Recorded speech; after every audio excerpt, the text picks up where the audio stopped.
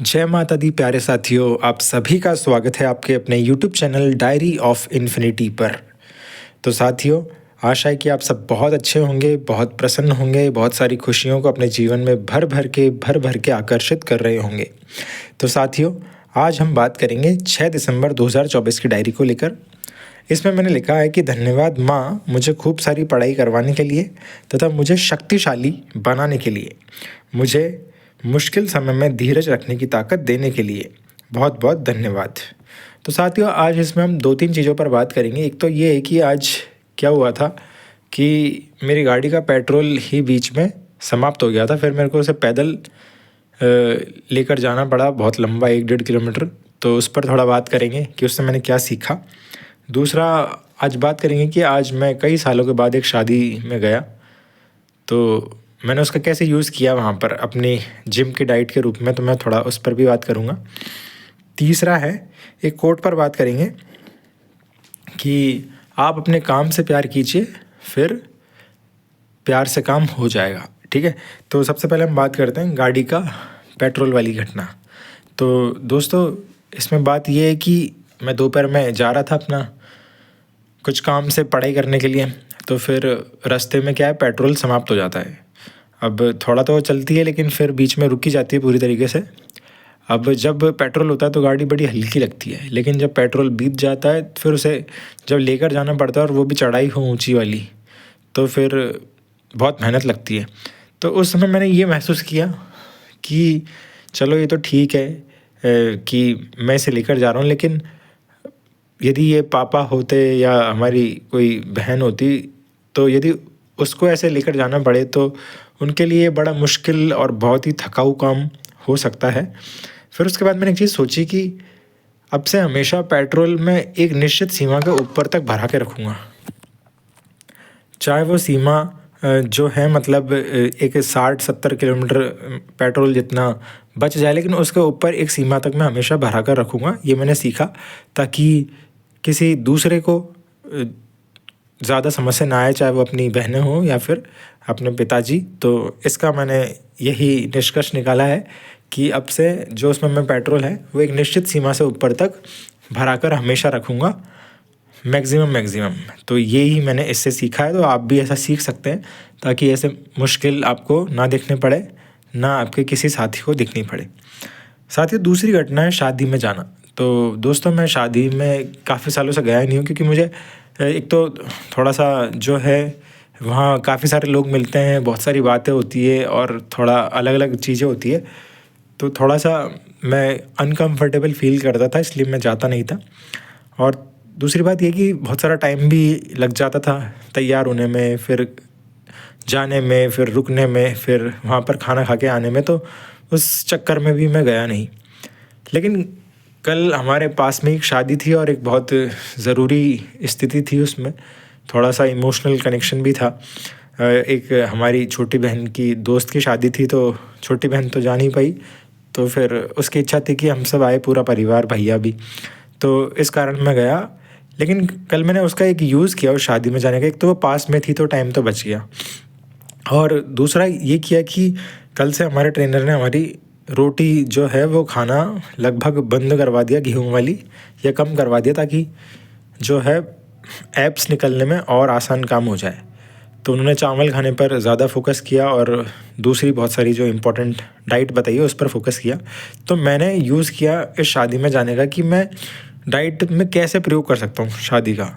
तो फिर मैं वहाँ गया, और वहाँ अच्छे से जाने के बाद जो औपचारिकताएं होती है वो तो हुई, लेकिन उसके बाद फिर मैंने खाना खाना शुरू किया। तो मैंने फोकस किया जो ऐसी चीज़ें हो जो मेरी हेल्थ के लिए अच्छी हो, जैसे सलाद हो गया, उसके बाद चावल और प्रोटीन वाली चीज़ें जो हो सकती है, दाल, छोले और पनीर। तो इस तरीके से मैंने उसका यूज़ किया और मैंने अच्छे से फिर खाया, और तो मुझे लगा कि मैं शादी का यूज़ कर सकता हूँ। यदि मैं टाइम बचा लूँ अपना, तो शादी में जाकर भी मैं अपनी डाइट का ध्यान रख सकता हूँ, अपनी हेल्थ का ध्यान रख सकता हूँ। तो ऐसे मैंने इसमें करीब 45 से 50 मिनट लिए होंगे और मैं 1 घंटे में आ गया। तो ये एक मेरा नया अनुभव है। यदि आप भी शादी में हो तो थोड़ा हेल्थ का ध्यान रखते हुए ऐसा सीख सकते हैं। तीसरा हम बात करेंगे, अपने काम से प्यार कीजिए, फिर प्यार से काम हो जाएगा। तो साथी ये बात बिल्कुल सही है। आप नोटिस कीजिए, ठीक है, कि आप कई बार जीवन में सोचते होंगे कि मैं टाइम मैनेजमेंट कर लूँ क्योंकि मेरे काम इधर उधर बिखर रहे हैं, ठीक है। फिर जैसा कि मैंने कहा कि डेली एक बुक समरी कवर करनी, तो मैं एक बुक कवर कर रहा था, उसमें था कि टाइम मैनेजमेंट से और भी बेटर है अपना माइंड मैनेजमेंट करो। ऑब्वियस सी बात है, अपने मूड को पकड़ो। जैसे कि आपका मूड जो होता है, आपका मन जो होता है, आपका दिमाग जो होता है, आपको कब सबसे ज़्यादा ऐसा लगता है कि इस समय मैं सबसे ज़्यादा प्रोडक्टिव काम कर सकता हूँ, तो उसके अकॉर्डिंग अपनी प्रायोरिटी लिस्ट में अपने कामों की लिस्ट बनाओ। आप सबसे ज़्यादा पावरफुल कब महसूस करते हो? कोई लोग सुबह करते हैं, कुछ लोग थोड़ा रात्रि में करते हैं, कुछ लोग हो सकता है दोपहर में करते हो, सबका अपना अपना सिस्टम हो सकता है, लेकिन मैक्सिमम पॉसिबिलिटी होती है कि सब लोग जो है मैक्सिमम सुबह अपना वो करते हैं, ठीक है। मतलब अपना वो करते हैं, मतलब कि सबसे ज़्यादा प्रोडक्टिव और पावरफुल फील करते हैं ब्रह्म मुहूर्त में, और 3 से लेकर 9 बजे तक लगभग वो बहुत ज़्यादा एनर्जेटिक महसूस करते हैं, ठीक है। तो आप अपने मूड मैनेजमेंट यानी कि mind management plus time management दोनों को मिलाकर अब यदि काम करें तो ऑब्वियस सी बात है कि आप अपने प्रोडक्टिव हार्स का पूरा यूज़ कर पाएंगे, ठीक है। जहाँ पर आप बहुत ज़्यादा एनर्जेटिक है तो वहाँ पर आप अपना सबसे ज़रूरी कामों को डाल दीजिए। फॉर एग्ज़ाम्पल, जैसे कि मैं इसकी रिकॉर्डिंग कर रहा हूँ एक दिन बाद की सुबह के दौरान, सुबह जल्दी उठकर, ठीक है। तो ये मेरे प्रोडक्टिव हार्स होते हैं सुबह के वाले, जो सुबह होते हैं 3 बजे के बाद से 9-10 बजे तक बहुत ही ज़्यादा पावरफुल घंटे होते हैं, जिनका मैं बहुत ज़्यादा प्रभावशाली तरीके से उपयोग कर सकता हूँ। तो इस तरीके से अपने दिन भर में कुछ अपने टाइम स्लॉट बनाने हैं। उन टाइम स्लॉट में जो सबसे ज़्यादा प्रोडक्टिव हो, जहाँ सबसे ज़्यादा हमको कंसंट्रेशन होता है, वहाँ पर हमें हमारे सबसे इम्पोर्टेंट काम डाल देने हैं, ठीक है। चाहे वो पढ़ाई का हो, चाहे वो एक्सरसाइज का हो, चाहे वो बिजनेस का हो, ठीक है। इस तरीके से आप करना है। तो जब टाइम मैनेजमेंट और आपका माइंड मैनेजमेंट दोनों साथ चलते रहेंगे ना, तो फिर आप बहुत इजीली अपने दिन को कवर कर पाओगे और बहुत अच्छे से ग्रोथ कर पाओगे। तो इसका आपको ध्यान रखना है। फिर ऑब्वियस सी बात है, जब आपको अपने काम से प्यार है तो प्यार से काम हो जाएगा, ठीक है। तो आप जो भी कर रहे हैं उससे प्यार करना सीखिए, वो फिर ऑटोमेटिक आपका काम होता चला जाएगा, सक्सेस मिलती चली जाएगी, ग्रोथ होती चली जाएगी। तो साथियों, इस वीडियो में हम इतना ही सीखेंगे। मैं इंपॉर्टेंट शिक्षाएं रिवाइज़ कर देता हूँ। पहला तो ये कि अपना टाइम बचाइए, ठीक है। और टाइम बचाने के बाद अपने माइंड को, मतलब कब आपका कोई काम करने का मन करता है तो ऐसे इफ़ेक्टिव जो घंटे हैं उनको पहचान लीजिए आपके पूरे 24 घंटों में, और जो ज़्यादा इफ़ेक्टिव आपके लिए घंटे होते हैं, प्रोडक्टिव होते हैं, उनमें आप सबसे इम्पोर्टेंट काम को प्रायोरिटी दीजिए। फिर धीमे धीमे करके ऐसे प्रायोरिटी घटाते हुए अपने पूरे 24 घंटे कवर कर लीजिए। उसके अलावा दूसरी शिक्षा ये है, अपनी हेल्थ का और डाइट का ध्यान रखिए। और एक वो गाड़ी वाली शिक्षा थी कि भाई पेट्रोल एक निश्चित सीमा से ऊपर तक भरा के रखो, वरना जब कभी खाली हो जाएगी या फिर हमारे किसी परिवार वाले सदस्य को वो नुकसान उठाना पड़े, परेशान होना पड़े, तो इससे बेटर है कि हम खुद ही अच्छे से भरा कर रखें उसमें, ठीक है। तो ये कुछ शिक्षाएं हैं, और आप जानते हैं कि सब ओरिजिनल ही कंटेंट है, ठीक है।